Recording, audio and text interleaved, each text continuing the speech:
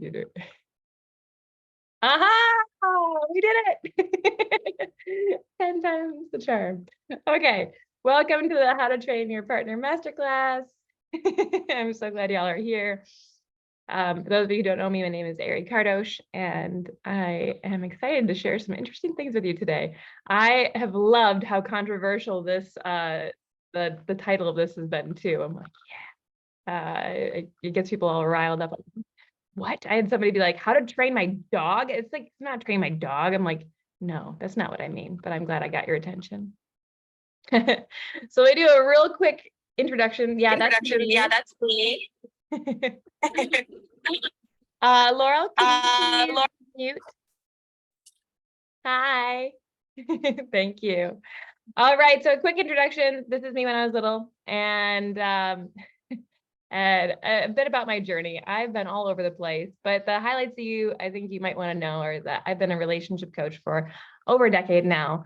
That's not where I began. I began studying sexual psychology in undergrad and then going on to study international business at the #1 international business school in the world, and then becoming a leadership development specialist at Amazon.com. After that, it was a really interesting journey. I was loving working there, and at the same time, as trust was developed with my leaders, I kept hearing these incredible stories about behind the scenes, what's happening in their life at home, and just finding out more and more that people were really unhappy, that they were really lonely, and that if they were single, they were feeling really stuck and really lonely in their being single. And if they were in partnership, they were feeling really stuck and really lonely in their partnerships because they weren't working very well. So I started coaching people on more of the personal and relational level outside of work. And what I saw was a huge shift of people. When people were feeling more happy and more centered in their heart space, they would come into the workspace with more authenticity, more grounding, more power, and a lot more joy. And so I saw this huge ripple effect through their organization, through their team, of just amazing stuff happening. It's like, wow, if I could influence the boardroom through the bedroom, that's way more fun. So I decided to quit my job at Amazon, and I began traveling the world and speaking on all sorts of topics internationally. I went to about 15 countries, wrote a best-selling book, which is now, as of 2 months ago now, available on Audible, which is really cool. And then along the way, I fell madly in love with an amazing man named Jamin Patel. We've gotten married many times. We get married every year, and we've been together for about 8 years now. And we have 2 amazing children. Avi is 7.5, Zion is 6. And we have been traveling the world, but now we're located in Bali, Indonesia, and this is our base, and we love it. And COVID had us really staying still for a long time, and now we're starting to travel again. So this is our most recent travel picture. And we were all itching to be traveling again. For Christmas, our kids asked for these suitcases. They're like, we just want to start traveling again. We want to go to a hotel. We want to be on an airplane. I'm like, yeah, I hear you. So this is our family. So let's dive in. If you are here, we'll warm up the chat. Get your fingers ready. If you are here, then I am guessing that you have tried a few things when it comes to being in a relationship. And I'm guessing that if you're here, you have a real desire to learn more about how to do relationships well, whether you're in partnership or not right now currently, but you have this desire to figure out how to really do it. And I'm guessing you're also a bit of a relationship junkie, at least a little bit. You're like, okay, well, tell me more.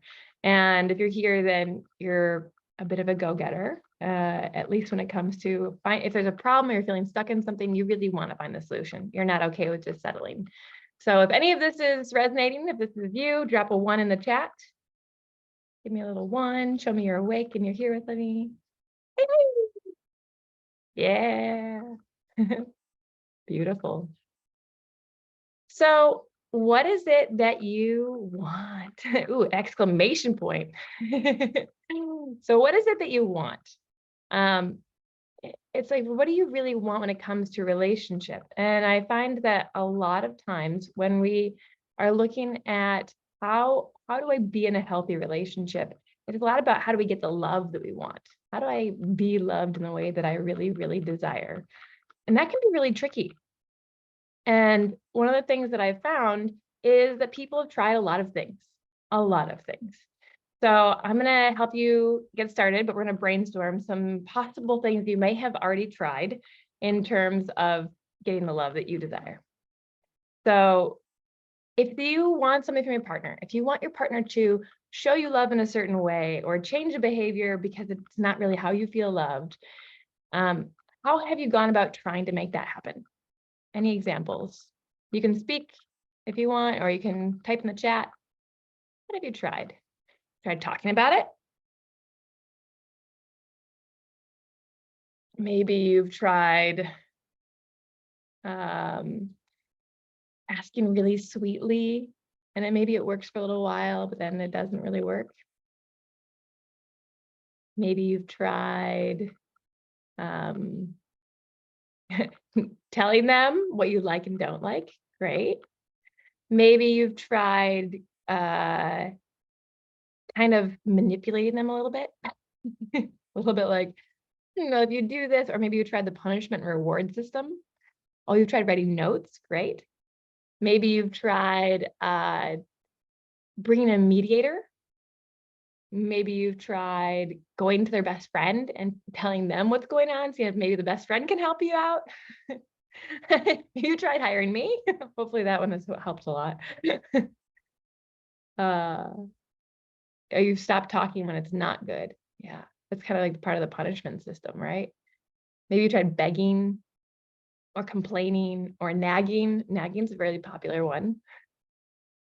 So there's all these different strategies we have for trying to get our partners to do what we want and to change and to love us the way we want. And most of these don't work. So what I want to do today is give you some ideas of what might actually work. It is time for something different. And in order to have that shift, I really invite you to consider training your partner. Now, here's the thing. You've already trained your partner and they've already trained you. So while this sounds really crazy, you've already done it. It's like the idea, you've probably heard me talk about, relearning love. You already learned love and you already learned relationships somewhere along the line. We all received messages growing up of what it is. Same thing. Now we're just becoming more aware of how we've trained each other. And we're going to say, wow, maybe that training didn't work so well. And how can we go back and change that and make it really intentional, really conscious, really authentic, and very consensual. So you don't have to use all these tactics of the begging and the manipulating and the coercion and it's just like, instead, you get to just have a process that works for training each other lovingly.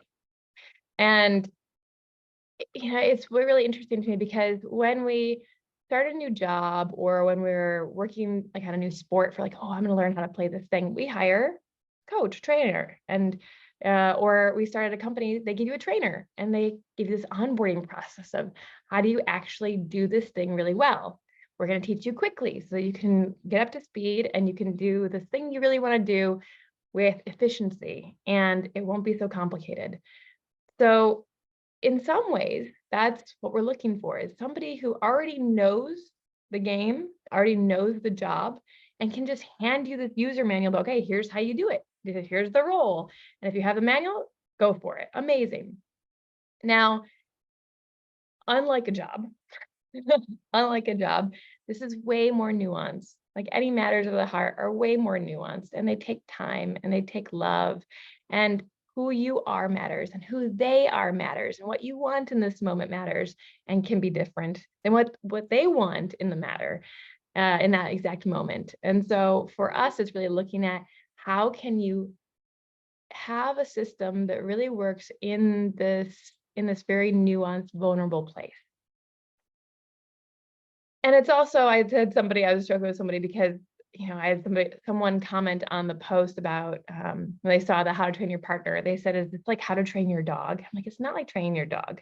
That'd be, in some ways, it'd be really nice. You just drop your significant other off for a week of training and then you're done. They come back and they're like fully trained. Like, wow, no more peeing on the carpet. Amazing. But instead, it's really looking at how do we be present with the person that's there in front of us and with ourselves and be really authentic in this whole process.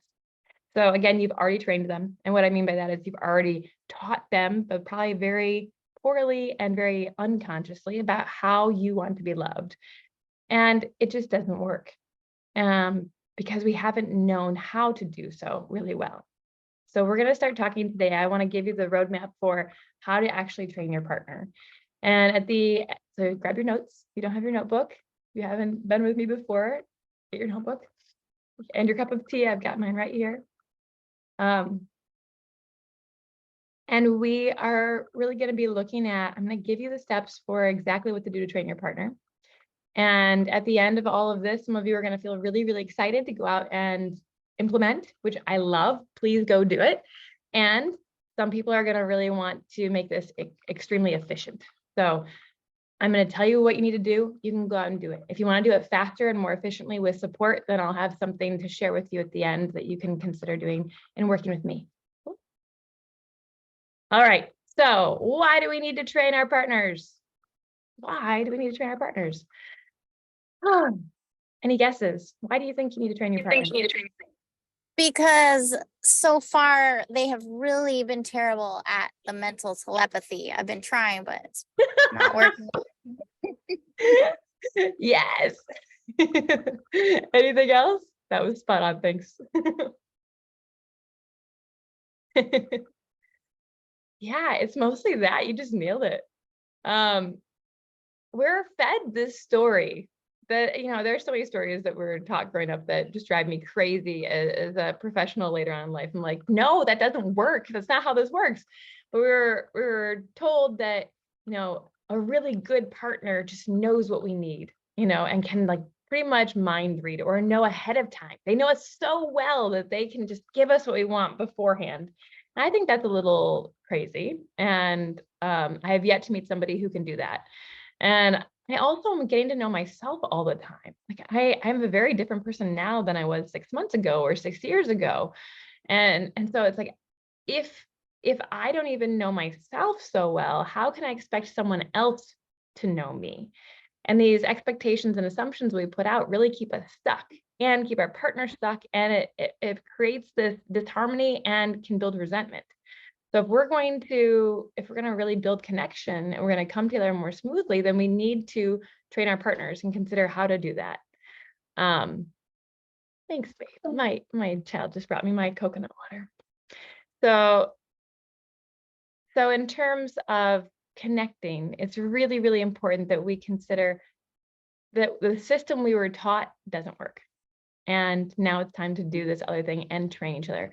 Also because if we don't know ourselves and we're not communicating, we're not spending time getting to know ourselves, and we're not communicating that to our partner, then everybody's set up for failure. So we're going to talk about what you actually need to do. I'm going to begin with talking about meta models. Has anybody ever heard of meta models? Drop a 1 in the chat if you have. Anybody ever heard of meta models? Of course you have. Yeah, I was my guess. Most people don't know what meta models are. So there are so many different lenses that we can look at the world through. You've probably heard of different things like the 5 love languages, and maybe you've heard of human design, or some people are really into astrology. Some people are into the Myers-Briggs test. There's so many different ways of testing yourself to find out, oh, what am I? What am I? And it's just a lens. It's a lens for seeing the world and seeing how do I see the world? How do I experience the world? And then we can use those similar structures to find out how our partner experiences the world. Chances are they're quite different. So one of these tools that I love is called meta models, and they're through NLP. NLP is neuro-linguistic programming. Some people refer to this as a form of hypnosis. And it happens all around us. Sales uses it, professionals use it. It's everywhere around you. And it's just a way of really looking at how do we use psychology and how our brain works, especially around language, to influence, hopefully consensually, but to influence the world around us and people around us. So we're going to have a little bit of fun with meta models right now, and hopefully this is enlightening for you. If you can, grab a piece of paper. And what we're going to do, hopefully you already have one, but if you have one blank sheet of paper, we're going to be making 3 columns and about 8 rows. 3 columns, 8 rows. Give me a 1 in the chat when you've got 3 columns and 8 rows ready to go.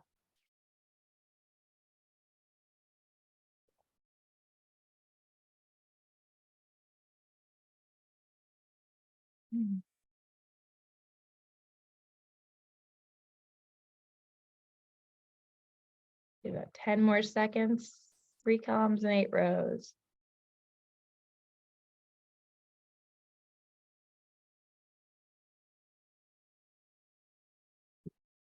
And the first grade, and the first column, the title is going to be meta model.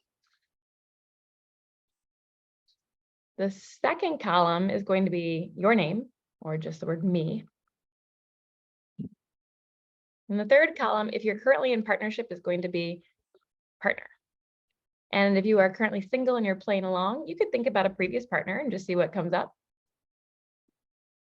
Compare it to it, but I'd compare it to one relationship from the past. And if you are not in a relationship or you don't want to think about a previous relationship, that's okay too. Just don't do that third column. You can focus solely on you, and this will still be very helpful. Okay? All right, everybody to rock? Here we go. So the first meta model we're going to look at is external behavior.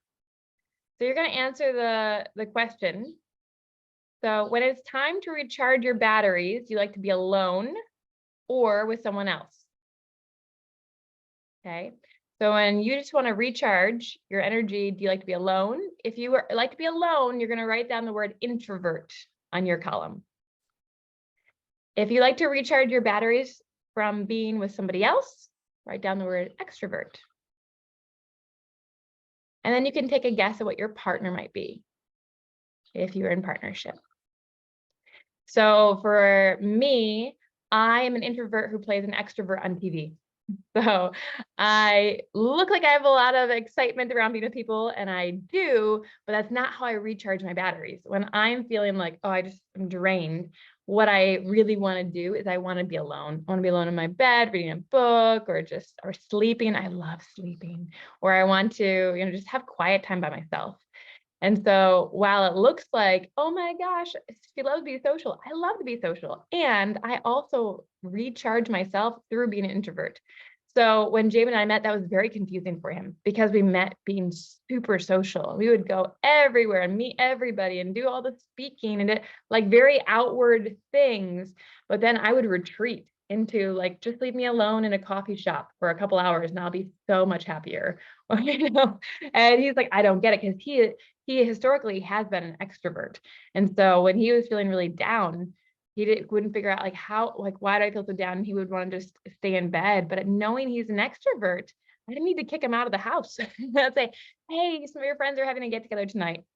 I really think it might be helpful for you to go. Why don't you consider going? And he'd be like, no, I think I'm going to stay home. And I'm like, okay, what if we make a deal? Why don't you go for 20 minutes? And if you don't like it, then come back. And guess what? He would sometimes forget how much of an extrovert he is. And he would make an agreement with me to go, and he would go to the party. And within 15 minutes, I'd be getting a text message, oh, again, I'm gonna stay all night. I'm like, I know, I already know. Because we get to know each other in these different ways. And sometimes we need reminders. And sometimes when I'm discombobulated, he does the same thing from me. It's like, I don't even see that my energy is like not settled and I'm not grounded.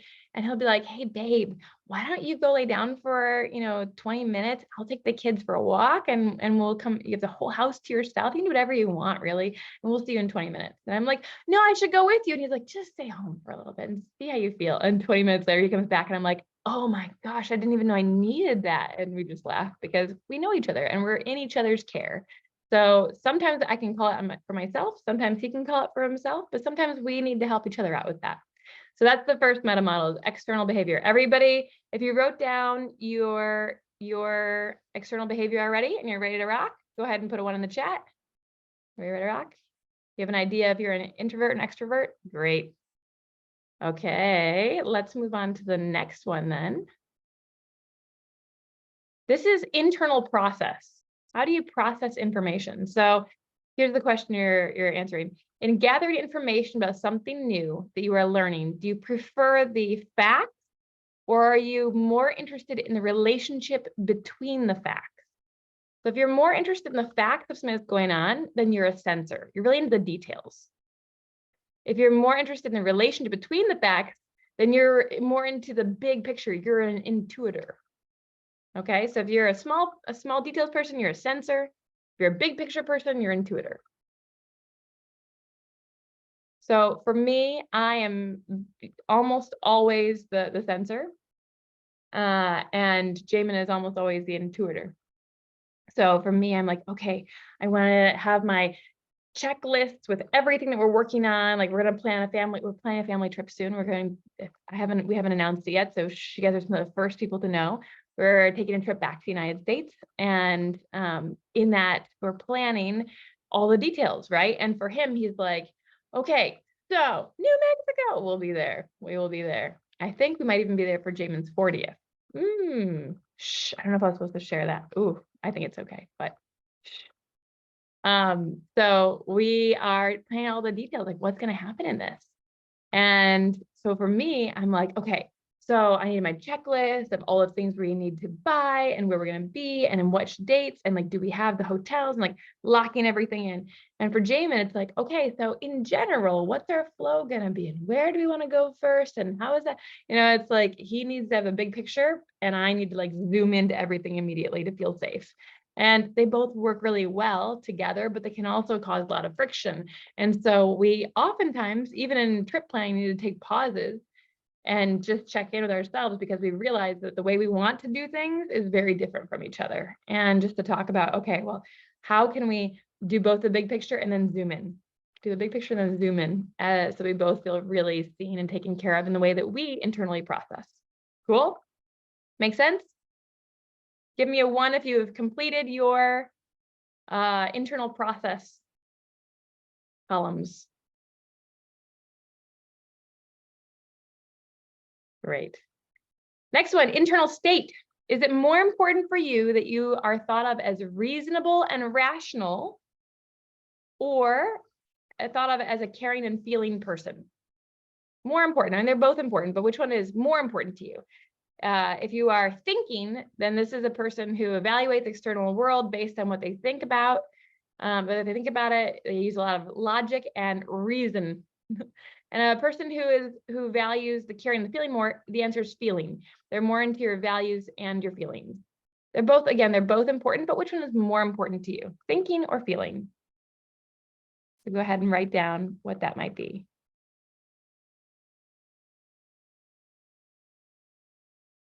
And it's funny, in this one, I would say that I am more, I'd say Jamie and I both are feeling at this point, but I would say before I did a lot of this kind of work, I was very much thinking. I really wanted to focus on logic. And it depends on the subject of what's going on and what we're talking about. But in general, I think I'm more feeling at this point. I think Jamin is more feeling at this point, but if the right subject comes up, we can both hop into the thinking, like what is the logic behind this, especially if it has to do with business, then it goes straight to that, even though there's a lot of feeling that's important in business. Everybody have their internal state chosen, thinking or feeling. Is this about how we are or how we want to be perceived? Oh, great question. That's very nuanced. I would say it's how you are, not how you want to be perceived. I like the question. I think you could take it different ways, but in this example, it's really like tuning into what's most important to you in that moment. And the quote is phrased if it's how we want to be perceived. Yeah, I would say not how we want to be perceived, but what really matters to us when something comes up. If you start talking with somebody in a situation about what's happening for them, like if they're telling a story about something that happened at work, you may just keep it in relationships. If somebody is telling you an example of something that happened with their partner, for you, if you're a thinker, you're going to want to know all the details and the logic that was used to get to this point. And if you're a feeler, one of your first questions is going to be like, oh my God, how do you feel about that? What do and you can also tell by people's language a lot of times if they're more of a thinker or a feeler. thinkers will actually oftentimes say the word think. What do you think about that? Oh, what did he think about that? And feelers will often say, oh, how did you feel about that? Which is really funny. So you can think about which one you use. Do you use more thinking language or more feeling language? Cool. All right. Moving on to the next one. Time. If you're going to go somewhere to do something, do you want to plan it, or do you just want to take it as it comes? So if you are the planner, you like planning, you like lists, you like to be really organized, then the word you're going to write down is judger. And if you like to take things as they come, go with the flow, everything, like the island lifestyle more thing is a perceiver. So in general, I'm a judger and Jamin is a perceiver. I love to just know exactly what we're doing all the time and like, where are we going and how are we going to get there? And like, and really plan. And in general, Jamin is more the perceiver of like, let's just be in the flow and see what happens and see what magic occurs. And those two can feel really at odds, and we can find ways to work with that. So sometimes we'll just plan a date, but it'll be like, it's our date time, a 3-hour adventure date, but we don't know what we're going to do because we're going to go with the flow. But I know it's blocked and I know I'm going to be there, and we'll plan ahead of time to pack a bag of adventure stuff, with our hiking shoes and our swimsuits and a change of clothing for something nice for the evening. If we're going to go out in the evening, we don't even know though. So we just have this adventure bag ready to go. And that takes care of both my judger side feeling safe and his perceiver side feeling safe. And sometimes it's the best way for us to do it. So time. Everybody have an answer for time? Great. All right. Next one, information processing style. When you need to work through a problem or challenge in your life, it is absolutely necessary for you to, here's your two choices. A is to talk about it with someone else, or B, think about it by yourself only. If you need to talk about it with somebody else, you're an external information processor. If you need to think about it by yourself only, you're internal. Go ahead and write down if you're external or internal. I am internal. I love to be by myself to think about things. It helps me get clarity, and I can usually come up with my own wisdom. And that's the first thing I want to do, is be alone to think about it. Jamin is the opposite. He needs to externalize. And so when we start talking, like, he just wants to just talk and talk and talk and talk and talk and share all of his thoughts, because that helps him get clarity and condense things down to find the golden nuggets, and then he's ready to go. So it's very interesting. And so we've had to develop all sorts of different strategies depending on the sensitivity of the subject. So if it's something that's a little bit hard for us to discuss, I invite him to go to his friends, his brothers, his community that he trusts and loves, and he'll externally process like with his best friend, and then come back to me with the golden nuggets. And while he was doing that, I'm taking my internal processing time and I'm getting clarity. So when we come back together, we have a really beautiful discussion. Cool, huh? Everybody have an idea of what you are and you wrote it down? Give me a 1. Nice. Okay, we've got just a little bit left. Your listening style. If someone you knew quite well said to you, I'm thirsty, would you A, find the comment interesting, but probably do nothing about it? Or B, would you feel really compelled to do something about it? So if you would just be like, okay, you're thirsty, cool. Then you write down the word literal. If you heard somebody say, I'm thirsty, and you'd feel like, oh, I need to do something about this, then you're inferential. This is your listening style. So when you hear somebody say something, do you hear it literally, or do you inferentiate what they're trying to say? Makes sense? So for me, I'm a literal person. If you say I'm thirsty, I'm like, cool. Next.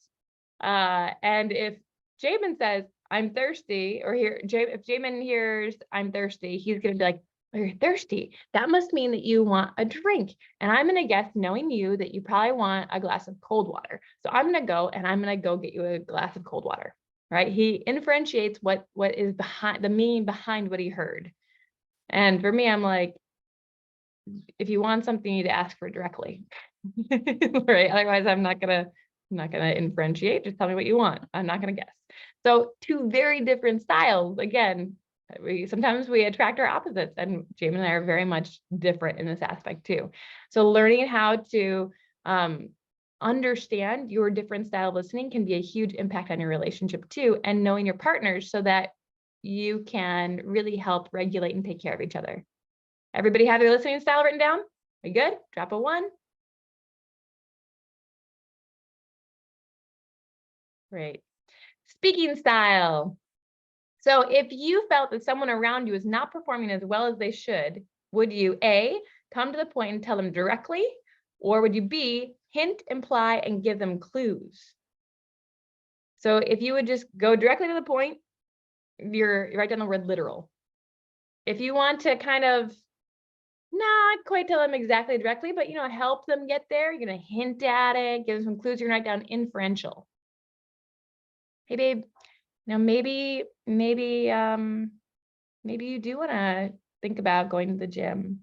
Oh, I see your clothes aren't quite fitting just the way I remember you to be fitting in. Instead of just saying, hey babe, I'm a little concerned about your weight, and I think it's time to get going to the gym again. Can you go on Monday? Or whatever it is. You can say love, a lot more love. But it's a very different ways of communicating and speaking to each other. Cool. Now, since I've shared all of Jamin and I so far, for Jamin and I, in this one, we both can be a bit inferential. We both can hint at things, but we're becoming much more skilled at being literal and it's not just blurting our truth, but speaking our truth with compassion, coming to the point directly with compassion instead of hinting at things, because we found that even if our natural style may be inferential, it's much harder to get what we want. It takes a lot longer. So we are aware that we may be choosing to go against our natural way of doing things for more efficiency and more ease. Cool? Are you good? Guys written down? Sweet. All right. So let me just tell you, if it wasn't clear already, the fact that you and your partner are not totally on the same page at all times is not your fault. You're probably two very different people, and maybe you guys lined up with exact answers on all of these, which I would be amazed if you did. But if you didn't, then you can see that there's some differences, and maybe you weren't even aware of some of these about yourself or your partners. Pretty dang close, yay. And this is just one model, right? The meta models is one model, one way of looking at the world. Add on top of that, the human design, the erotic blueprints, the Myers-Briggs, like we are going to find that there are differences through different lenses, and that's okay. In fact, it's beautiful. And if we're the same, great, even easier. But most of the time, we don't even think about it. We just project that the person must be experiencing the world just like we're experiencing it. And that's just not very fair. So what I invite is it's time for a shift. It's time for a shift in our thinking. It's time for a shift in how we are actually going about training each other and being really conscious and intentional in how we are bringing our partner up to speed.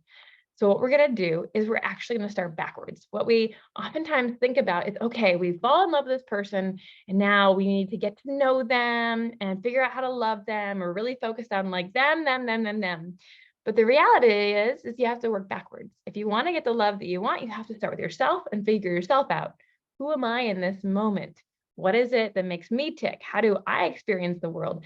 Because a lot of us don't even know how we experience the world. A lot of us just move through it, but was the meta models new for anybody? Like, did you think about how you move through the world differently at all? Did this open up any doors? Give me one if anything was new in that for you.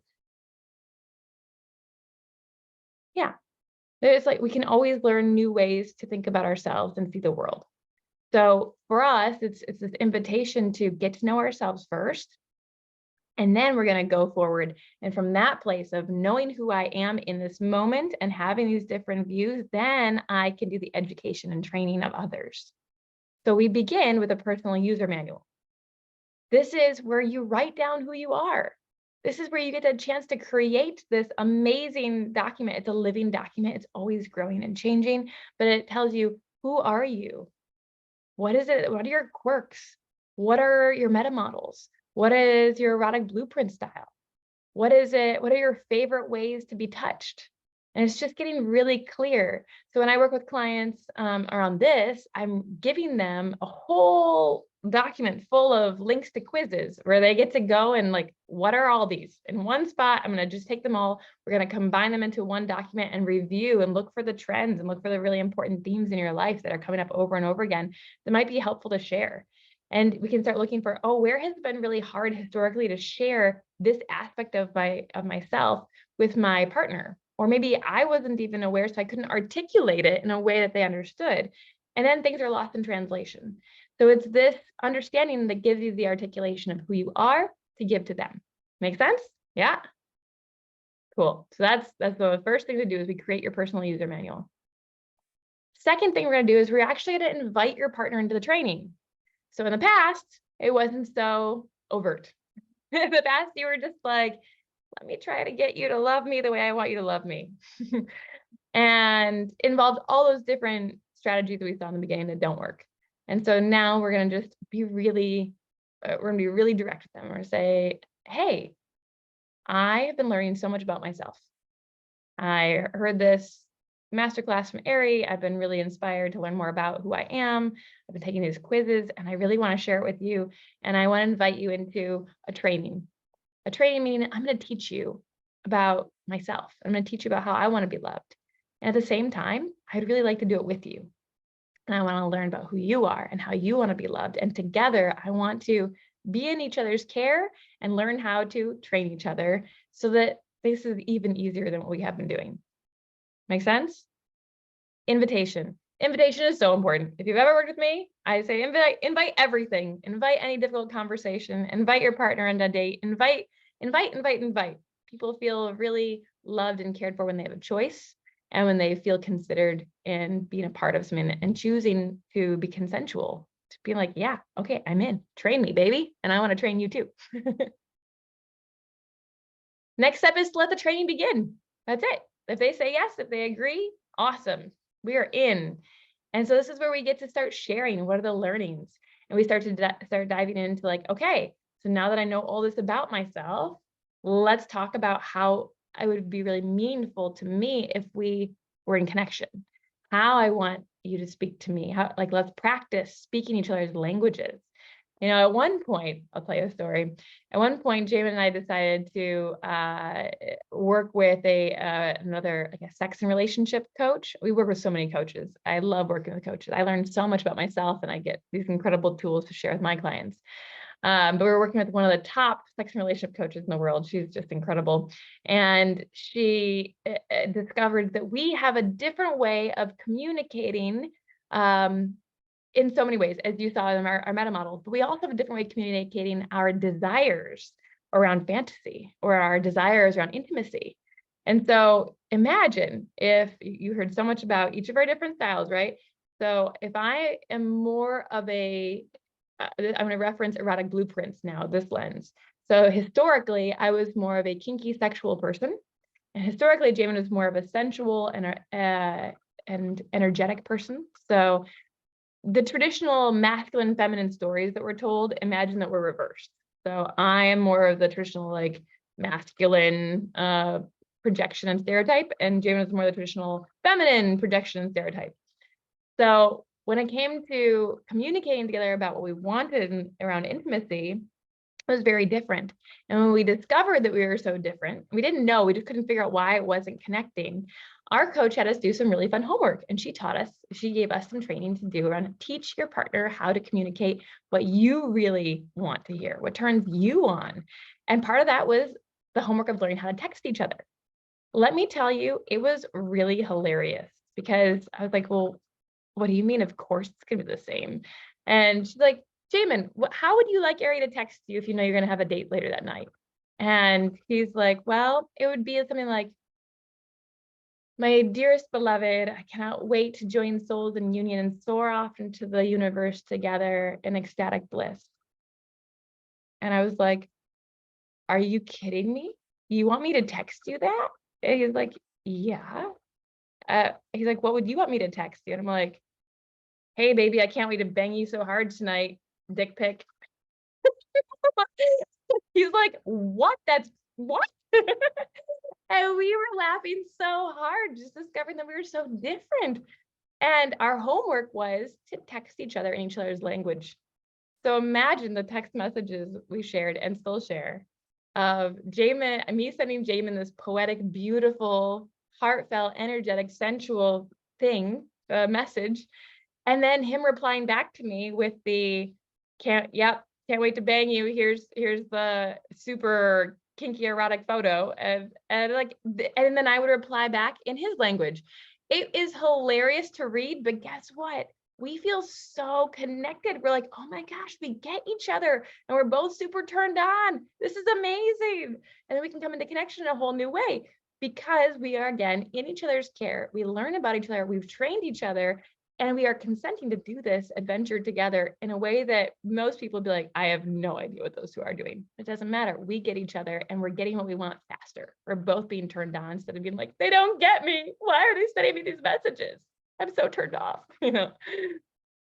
So the training begins. All right. So what happens if and when mistakes are made? I get this question a lot. Because guess what? We're all human. You're going to make mistakes, and it happens. So when mistakes are made, let me just say, we are going to make mistakes.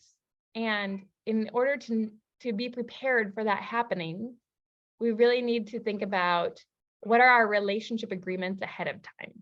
So I wrote a book, in case you haven't heard, I wrote a book. It's called Relationship Agreements. And you can learn so much in this if you haven't read it yet or checked it out. A lot of the details, but in general, it's a living document. What are you two agreeing on? And from that place of knowing what your agreements are, what are your agreements for this training period? What are your agreements for trying these things out? And what happens when you screw up? Because eventually one of you is going to screw up. Training never goes perfectly. That's why it's training. It's like this chance to really be with yourself and to be with your partner in this special bubble of, okay, we're trying this out. It may not go perfectly. How can we take care of each other during this process, right? If you think of a child when they're learning a new skill, they're not going to get it right away. Sometimes they'll do really well, and then sometimes it's just going to be like, oh, they totally messed that one up. So it's how do you have compassion to make this happen and to go through it together, and what is your process for when the mistakes happen, and that you guys get to decide. You get to work through it together. There's a lot of information in the book, and I do a lot of coaching around this and creating a clear plan, but that's one thing you really want to consider when you are creating your training program. The other thing that I want to talk about is the art of making requests. So in this process, there's going to be so much around owning what you desire and learning how to communicate that super directly. And when we're able to ask for exactly what we want without hinting or trying to like coerce our partner into it, but just speaking directly of, this is what I desire, and this is what is important to me, and this is the meaning behind it. When we learn that art of making a clear request and owning the moment, owning what's coming up for you is so important. One of the things I love to teach right now is micro truths of like, what is your truth, your small truth in this very moment, instead of sweeping it under the rug or trying to pretend it didn't happen. So how do you really be clear with like, oh, I'm feeling this in my body right now. I'm feeling sad. Oh, my throat just closed up. And in that moment, owning that moment and staying and sharing your internal landscape of what's happening with your partner. And then being able to, if you have a request that moment, because training may or may not be going the way that you wanted, speaking that. Does that make sense? So this is one of the other big steps of learning how to train your partner, is learning how to make a clear request. And then the last thing I want to say that's really important in this whole process is looking at recognition, reward, and celebration. It's like, I really want to be careful of not doing the punishment and reward system. This is not carrot and stick type training. This is very much, we're here to see each other, witness each other, help each other out. This is your team member. And we really want to create a win-win situation. So when you see your partner trying something new, when they're trying to love you in a way that's super meaningful for you, how do you take the time to pause and recognize that and really praise them for their efforts? It doesn't have to be perfect, right? What I see happen a lot of times is somebody will try. A partner will try to make this change, and they didn't do it perfectly. Let's say they did like 60% or 70%. And then guess what? The partner who requested that change, they'll go like this. Yeah, you tried. Guess how inspiring that is, the other person to keep trying. It's not, it deflates the soul. So instead of deflating their soul and taking all the steam out of there, like, oh, I'm learning the training. It's like, yeah, you kind of suck right now. It's like, yeah, you tried. But it's like, no, be like, oh my gosh, I see you trying. Like that really, that makes such a big difference. And I can feel your love and I can feel your attention. And I see you doing that. And just being witnessed and recognized for the effort can make such a huge difference. And with everything we do in the relationship journey, I just encourage people to take time to pause and celebrate. Take time to pause and celebrate and give yourselves the reward for the training. Like if you're doing this together and you're like, okay, this week we're going to focus on, how we're going to shift our internal processor or speak each other's language around internally processing or externally processing. Great. And then you get to the end of the week and you notice, oh my gosh, we totally like at least once during the day tried it. And we now can see each other's worlds in a different way. Great.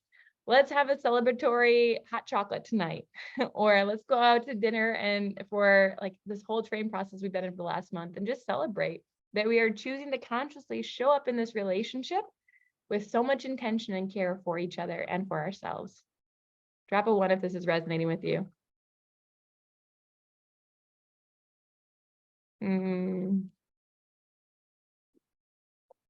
Amazing. I'm so glad. So this is where we get to create the magic now. This is where you really get to know each other. You really get to step into it. And there's just a few steps. So I'm going to review the steps with you again. You've heard them all. Hopefully you took some good notes and you know what to do. And I want to reiterate from the beginning, I mentioned that if you want to learn more and you want to go faster, you can. So what I have created is I have a special invitation for anybody who feels called to do this work. You can do it on your own, totally. I think you have all the steps, and I'll show you again what the steps are.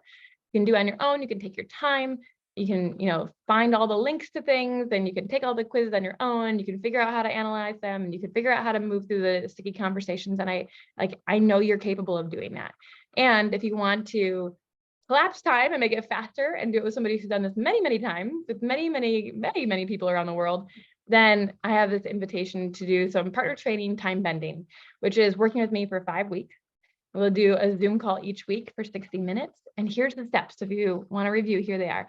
So week 1, we're going to really get to know you and create your own personal user manual, and then be able to share it with each other if you're in partnership. And again, this is really geared towards people who are in partnership right now. If you are single and you are wanting to do something similar, then message me. I've got a special thing that is just for people who are currently not in partnership, but are wanting to do this work so they're prepared for their next partnership. Anyways, the second week is to create your own relationship agreement. This won't be like a full-on everything agreement. This is a mini relationship agreement for how you're going to do the training and getting clear on that. And what's going to happen for how you navigate when mistakes happen or how you navigate when things aren't perfect. And then week 3, we're really beginning the training super thoughtfully. We know our plan, we're going into it, and you've got a supervisor for the training, for the job training, and I'll be there watching, and not in a creepy way. I won't be installing cameras or anything, but you'll get to message me on WhatsApp about anything that's happening during this program to make sure it's really thoughtful for you, making sure like when something happens, you get support more real time. So you don't have to wait till the next week. You can just message me and we can work through whatever's coming up within 48 hours of getting the message. And then week 4, we're really gonna, I know we've already moved into the training, but things will come up along the way. And so we're gonna be adding in like, how are you making these requests and getting super clear on the requests and those micro truths. And week 5, we're gonna be focused really on, okay, we've done all this work. We just spent a whole month preparing ourselves and doing the training and learning about each other and making these big shifts. And now we're going to really take some time to celebrate and look back and reflect on what happened and make sure, the rewards will be happening throughout and the praise will be happening throughout. But this is really the culmination of, we're going to lock it in our, not just our brains, but somatically, we're going to bring it into our bodies and our hearts so we can understand and integrate the shift and see and kind of do a look back of what's worked well, what hasn't, and what needs to shift going forward, so that you've got this person fully onboarded in a more intentional, thoughtful, consensual way, and you can move forward together with way more ease. And on top of that, I'll be giving you 2 designer dates to go on, where I'm pretty much your dating dominatrix. I tell you what you're going to do, who's the date night driver, who's in charge, who's the co-pilot, who's following the date, and gets to just surrender into whatever's going to happen. I give you a written instructions and a video instructions and WhatsApp support for that. So you get to learn and be in this process in a really fun way. It's not just like, oh, more homework. It's going to be really fun and exciting for you. So with all that being said, if that program interests you and you're like, hey, this sounds really cool. Normally this is $4,000 worth of value, but if you decide you're going to book, if you're like, I'm really curious and I just want to hop on a call with you and learn more, if you schedule with me, just send me a message sometime this week and say, Eri, tell me more. And we schedule a call tailored to chat, then I'll give you half off of the total price. So if that feels really good and you're curious, just hop on a free call with me. We'll chat. If it's not your thing and you want to do it on your own, you totally can. I know you can. It's just probably going to take you more time. You're going to hit more bumps than you would in working with me directly. So you have options, but I want you to know that you're super empowered and I'm here to support you in this. So here's some ways we can stay in touch. My LinkedIn, my Instagram, my Facebook, and my website, relearnlove.com. In case you don't know my work very well yet, check those out. And I also have a private coaching program for couples that's 4 months long, and one for singles is 3 months long. And I do have room for 2 new clients right now, and would love to hear whatever's going on for you, whatever you might be feeling stuck in, and see how I can support you. So with that being said, I just want to say thank you. We're right on time to wrap up. But if there are any questions, we've got a minute or two, and I'm happy to stay over for a few minutes to answer any questions you have. So if you have any questions, go ahead and unmute or type in the chat. You're welcome. Love you. Any questions? You are so welcome. Thanks for joining. All right. And with that, have a beautiful night, have a beautiful day wherever you are in the world. And I look forward to seeing you all again in the future and hearing from you if this feels like something you want to do together.